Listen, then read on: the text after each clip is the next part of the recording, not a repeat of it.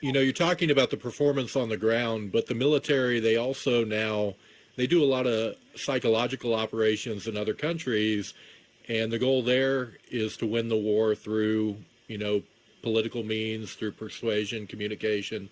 They use a lot of different tools like that. And Chase, you may have had training on, some things related to that. But if you get partisan politics kind of infiltrating your DOD, how does that affect that? And then are those things potentially turned on the American people?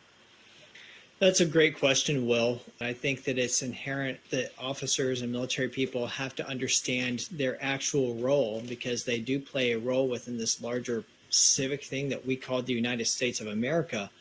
But to stay out of the divisiveness, to stay away from the putrid fighting, I think of the military as kind of like the British Crown.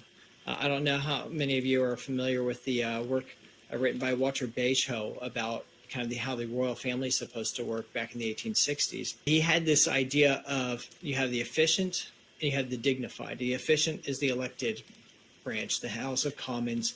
The dignified is the royal family. And the separation is we understand that we're going to have societal debate. We understand we're going to have fights. We understand there's going to be passion, kind of on the Clausewitzian scale. But we also understand that there has to be something that society is anchored to. There has to be a shared rock, a shared conviction, and there has to be a leader at the top of that shared rock, that shared conviction, kind of the lighthouse. If the people and the political process and the elections are happening out on the sea, there's still something that's anchored on the rock.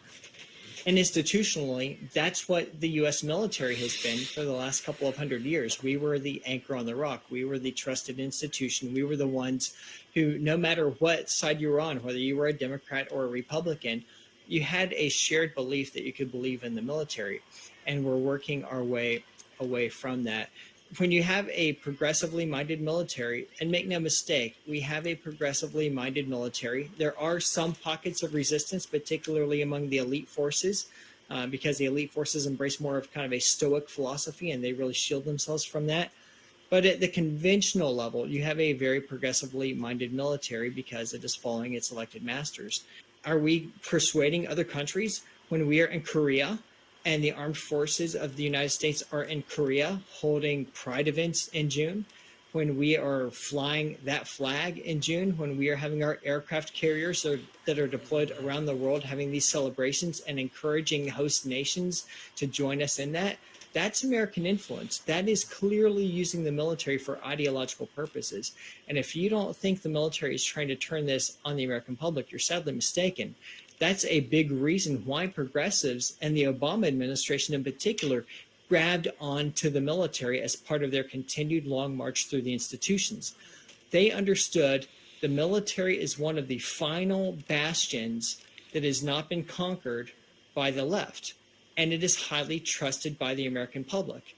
I remember when Don't Ask, Don't Tell was repealed back in 2010, and then President Obama was using that as a signal to the American public. Oh, look, this trusted military that you trust, that you think is virtuous, that you think is great. Well, they've got on board with this, so clearly they are right. Now, why don't you as Americans follow that lead? And so the military has been pushed and used time and time and time again for those very persuasive reasons on Americans right here at home.